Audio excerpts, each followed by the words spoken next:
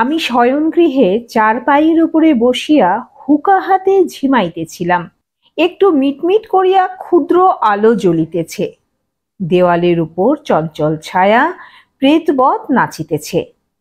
আহার প্রস্তুত হয় নাই, এজন্য হুঁকা হাতে নিমিলিত লোচনে আমি ভাবিতেছিলাম যে আমি যদি নেপোলিয়ন হইতাম তবে ওয়াটারলু জিতিতে পারিতাম কিনা। এমতো সময়ে একটি ক্ষুদ্র শব্দ হইল, ম্যাও। চাহিয়া দেখিলাম, হঠাৎ কিছু বুঝিতে পারিলাম না। প্রথমে মনে হইল ওয়েলিংটন হঠাৎ বিড়ালত্ব প্রাপ্ত হইয়া আমার নিকট আফিং ভিক্ষা করিতে আসিয়াছে। প্রথম উদ্যমে পাষাণবৎ কঠিন হইয়া বলিব মনে করিলাম যে ডিউক মহাশয়কে ইতিপূর্বে যথোচিত পুরস্কার দেওয়া গিয়াছে, এক্ষণে আর অতিরিক্ত পুরস্কার দেওয়া যাইতে পারে না। বিশেষ অপরিমিত লোভ ভালো নয়। ডিউক বলিল, মিয়াও। তখন চক্ষু চাহিয়া ভালো করিয়া দেখিলাম যে ওয়েলিংটন নহে, একটি ক্ষুদ্র মার্জার। প্রসন্ন আমার জন্য যে দুগ্ধ রাখিয়া গিয়াছিল তাহা নিঃশেষ করিয়া উদরসাৎ করিয়াছে। আমি তখন ওয়াটারলুর মাঠে বুদ্ধ রচনায় ব্যস্ত, অত দেখি নাই। এক্ষণে মার্জার সুন্দরী নির্জল দুগ্ধপানে পরিতৃপ্ত হইয়া আপন মনের সুখ এ জগতে প্রকটিত করিবার অভিপ্রায়ে অতি মধুর স্বরে বলিতেছেন, মিয়াও। বলিতে পারি না, বুঝি তাহার ভিতরে একটু ব্যঙ্গ ছিল। বুঝি মার্জার মনে মনে হাসিয়া আমার পানে চাহিয়া ভাবিতেছিল, কেহ মরে বিল ছেচে, কেহ খায় কই। বুঝি সেই ম্যাও শব্দে একটু মন বুঝিবার অভিপ্রায় ছিল। বুঝি বিড়ালের মনের ভাব, তোমার দুধ তো খাইয়া বসিয়া আছি, এখন বলো কি।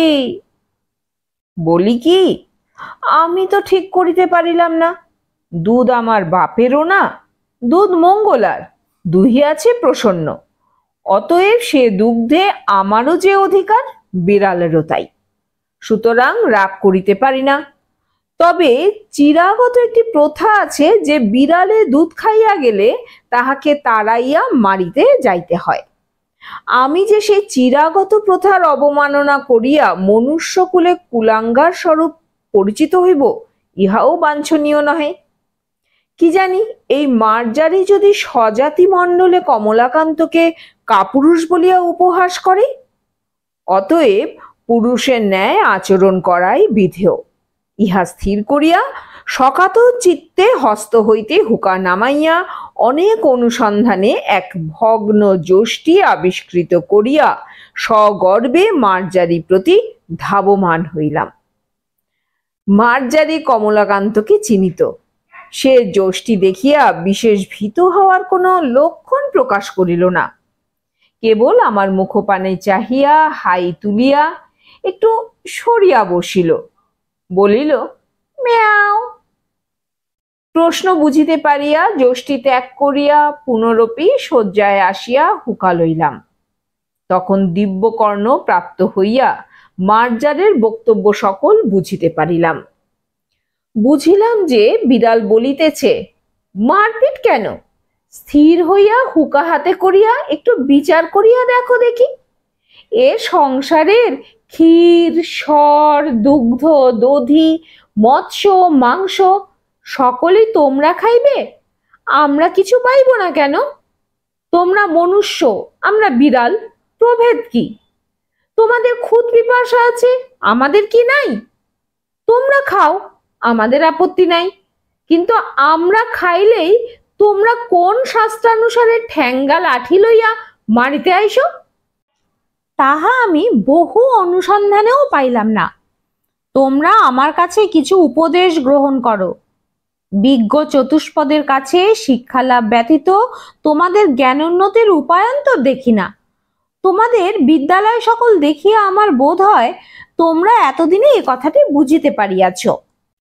দেখো শয্যাশায়ী মনুষ্য, ধর্ম কি? পরোপকারী পরম ধর্ম।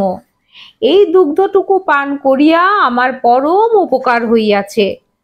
তোমার আহরিত দুগ্ধে এই পরোপকার সিদ্ধ হইল, অতএব তুমি সেই পরম ধর্মের ফলভাগী। আমি চুরি করি আর যাই করি, আমি তোমার ধর্ম সঞ্চয়ের মূলীভূত কারণ।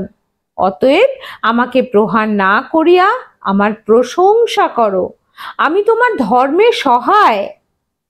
দেখো, আমি চোর বটে, কিন্তু আমি কি সাধ করিয়া চোর হইয়াছি? খাইতে পাইলে কে চোর হয়?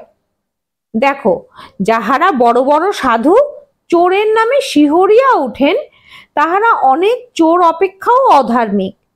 তাহাদের চুরি করিবার প্রয়োজন নাই বলিয়াই চুরি করেন না, কিন্তু তাহাদের প্রয়োজনাতে ধন থাকিতেও চোরের প্রতি যে মুখ তুলিয়া চাহেন না, ইহাতেই চোরে চুরি করে।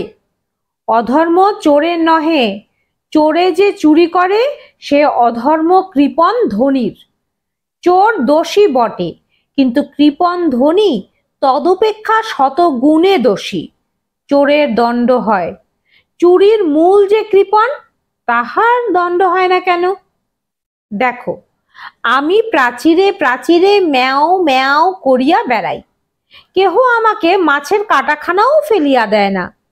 মাছের কাটা, পাতের ভাত নর্দমায় ফেলিয়া দেয়, জলে ফেলিয়া দেয়, তথাপি আমাকে ডাকিয়া দেয় না। তোমাদের পেট ভরা, আমার পেটের ক্ষুধা কি প্রকারে জানিবে? হায়, দরিদ্রের জন্য ব্যথিত হইলে তোমাদের কি কিছু অগৌরব আছে? আমার মতো দরিদ্রের ব্যথায় ব্যথিত হওয়া লজ্জার কথা, সন্দেহ নাই। যে কখনো অন্ধকে মুষ্টি ভিক্ষা দেয় না, সেও একটা বড় রাজা। ফাপড়ে পড়িলে রাত্রে ঘুমায় না, সকলেই পরের ব্যথায় ব্যথিত হইতে রাজি, তবে ছোট লোকের দুঃখে কাতর। ছি, কে হইবে? দেখো, যদি অমুক শিরোমণি কি অমুক ন্যায়লঙ্কার আসিয়া তোমার দুধটুকু খাইয়া যাইতেন, তবে কি তুমি তাহাকে ঠ্যাঙ্গা লইয়া মারিতে আসিতে? বরং জোর হাত করিয়া বলিতে, আর একটু কি আনিয়া দিব? তবে আমার বেলা লাঠি কেন?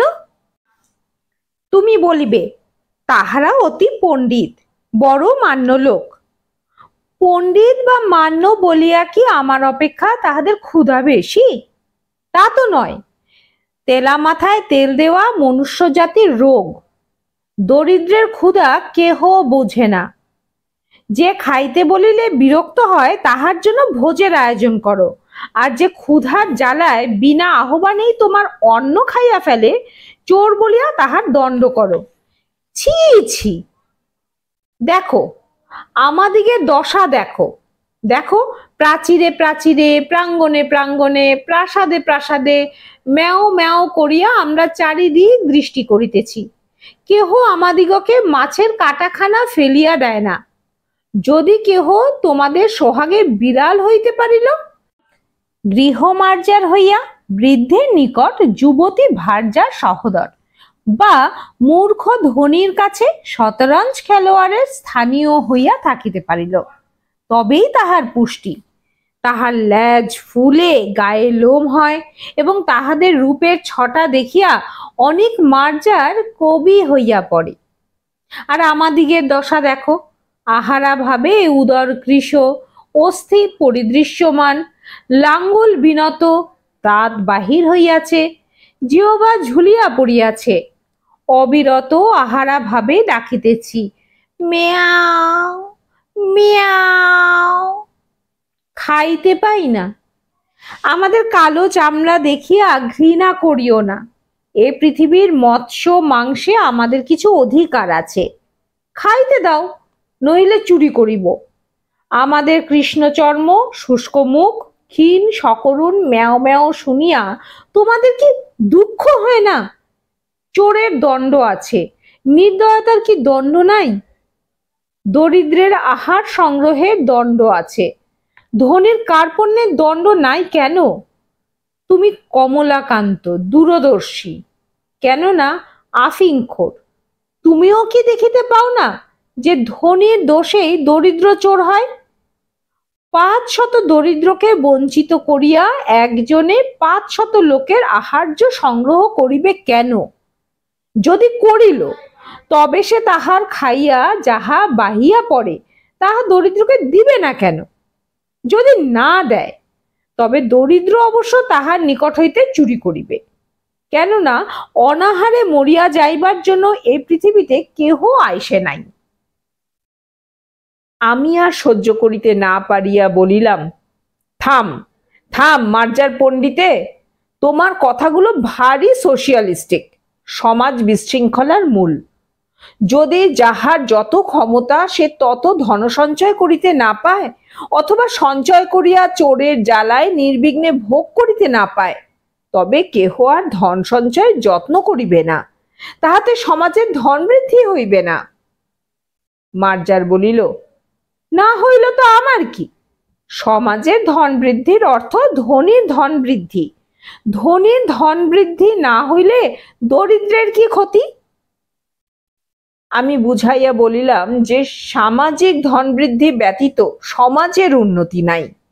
বিড়াল রাগ করিয়া বলিল যে, আমি যদি খাইতে না পাইলাম তবে সমাজের উন্নতি লইয়া কি করিব? বিড়ালকে বুঝানো দায় হইল। সে বিচারক বা নৈয়ায়িক, কোশপিনকালে কেহ তাহাকে কিছু বুঝাইতে পারে না। এই মার্জার সুবিচারক এবং সুতার্কিকও বটে, সুতরাং না বুঝিবার পক্ষে ইহার অধিকার আছে। অতএব ইহার উপর রাগ না করিয়া বলিলাম, সমাজের উন্নতিতে দরিদ্রের প্রয়োজন না থাকিলে না থাকিতে পারে, কিন্তু ধনীদিগের বিশেষ প্রয়োজন, অতএব চোরের দণ্ডবিধান কর্তব্য। মার্জারি মহাশয়া বলিলেন, চোরকে ফাঁসি দাও, তাহাতেও আমার আপত্তি নাই, কিন্তু তাহার সঙ্গে আরেকটা নিয়ম করো, যে বিচারক চোরকে সাজা দিবেন তিনি আগে 3 দিবস উপবাস করিবেন। তাহাতে যদি তাহার চুরি করিয়া খাইতে ইচ্ছা না করে তবে তিনি স্বচ্ছন্দে চোরকে ফাঁসি দিবেন। তুমি আমাকে মারিতে লাঠি তুলিয়াছিলে, তুমি অদ্য হইতে 3 দিবস উপবাস করিয়া দেখো, তুমি যদি ইতোমধ্যে নসিরাম বাবুর ভান্ডার ঘরে ধরা না পড়ো তবে আমাকে ঠ্যাঙাইয়া মারিও, আমিও আপত্তি করিব না। বিজ্ঞ লোকের মতো এই যে যখন বিচারে পরাস্ত হইবে তখন গম্ভীরভাবে উপদেশ প্রদান করিবে। আমি সেই প্রথানুসারে মার্জারকে বলিলাম, এ সকল অতি নীতিবিরুদ্ধ কথা, ইহার আন্দোলনেও পাপ আছে। তুমি এই সকল দুশ্চিন্তা পরিত্যাগ করিয়া ধর্মাচরণে মন দাও। তুমি যদি চাহো তবে পাঠার্থে তোমাকে আমি নিউমান ও পার্কারের গ্রন্থ দিতে পারি, আর কমলাকান্তের দপ্তর পড়িলেও কিছু উপকার হইতে পারে। আর কিছু হোক বা না হোক, আফিংয়ের অসীম মহিমা বুঝিতে পারিবে। এক্ষণে সস্থানে গমন করো, প্রসন্ন কাল কিছু ছানা দিবে বলিয়াছে, জলযোগে সময় আসিও, উভয়ে ভাগ করিয়া খাইব। অদ্য আর কাহারও হাড়ে খাইও না, বরং ক্ষুধায় যদি নিতান্ত অধীর হও তবে পুনর্বার আসিও, 1 সরিষা ভোর আফিং দিব। মার্জার বলিল, আফিংয়ের বিশেষ প্রয়োজন নাই, তবে হাড়ি খাওয়ার কথা ক্ষুধানুসারে বিবেচনা করা যাইবে। মার্জার বিদায় লইল। একটি পতিত আত্মাকে অন্ধকার হইতে আলোকে আনিয়াছি ভাবিয়া কমলাকান্তের বড় আনন্দ হইল।